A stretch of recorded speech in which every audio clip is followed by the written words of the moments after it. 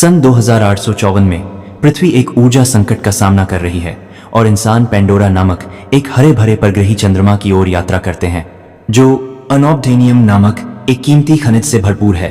Pandora का वातावरण विषैला है और वहां की मूल निवासी प्रजाति नीली चमड़ी वाले 10 फीट लंबे मानवरूपी प्राणी नावी खनन कार्य को खतरनाक बना देते हैं। संसाधन विकास प्रशासन रिडिया इस मिशन के लिए अवतारों का उपयोग करता है। ये ऐसे नावी मानव संकर शरीर होते हैं जिन्हें मानव मस्तिष्क द्वारा नियंत्रित किया जाता है ताकि अन्वेषण और बातचीत की जा सके।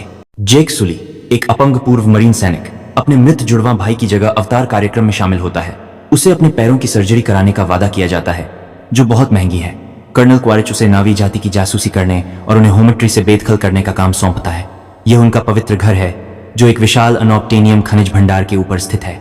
वैज्ञानिक डॉ ग्रेस ऑगस्टीन के नेतृत्व में जो नावी संस्कृति का सम्मान करती हैं, जेक अपने अवतार से जुड़ता है और फिर से चल पाने की खुशी का अनुभव करता है।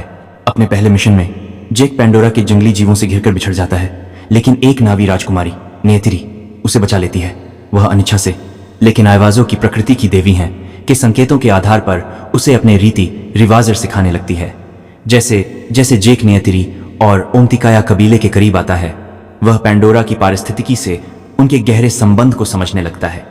वह नियतिरी से प्रेम करने लगता है और धीरे धीरे उसकी निष्ठा राडा से हटकर नावी जाति की ओर हो जाती है। जब जेक की जासूसी का भंडाफोड़ होता है तो नावी उसे और ग्रेस को बंदी बना लेते हैं। संसाधन विकास प्रशासन RDA कर्नल क्वारिच और प्रशासक पार्कर सेल्फ्रिज के नेतृत्व में होमेट्री को नष्ट कर देता है, जिसमें नियतिरी के पिता समेत कई नावी मारे जाते हैं। RDA की क्रूरता से व्यथित पायलट ट्रूडी चाकॉन जेक और ग्रेस को मुक्त करा देती है। नावी का विश्वास दोबारा जीतने के लिए जेक एक टोरुक, एक पूजनीय ड्रैगन जैसे प्राणी को वश में करता है और एक नेता बन जाता है। ग्रेस अपनी चेतना को स्थायी रूप से अवतार में स्थानांतरित करने की कोशिश में प्राण त्याग देती है। जेक नावी कबीलों और पेंडोरा के वन्य जीवों को एकजुट करता है ताकि वे संसाधन विकास प्रशासन RDA की सेनाओं के खिलाफ अंतिम युद्ध लड़ सकें। एक महाकाव्य जैसी लड़ाई में नियतिरी और नावी जेक के नेतृत्व में क्वारिच और मानव आक्रमणकारियों को हरा देते हैं। अब पूरी तरह से नावी के प्रति समर्पित जेक अपनी चेतना को स्थायी रूप से अपने अवतार में स्थानांतरित कर देता है और नियतिरी के साथ पेंडोरा में ही रह जाता है। जो मनुष्य जीवित बचते हैं उन्हें पृथ्वी वापस भेज दिया जाता है और पेंडोरा की रक्षा हो जाती है। अवतार प्रेम और शोषण के विरुद्ध प्रकृति की रक्षा की कहानी है जो यह सिद्ध करती है कि एक व्यक्ति का निर्णय पूरी दुनिया को बदल सकता है।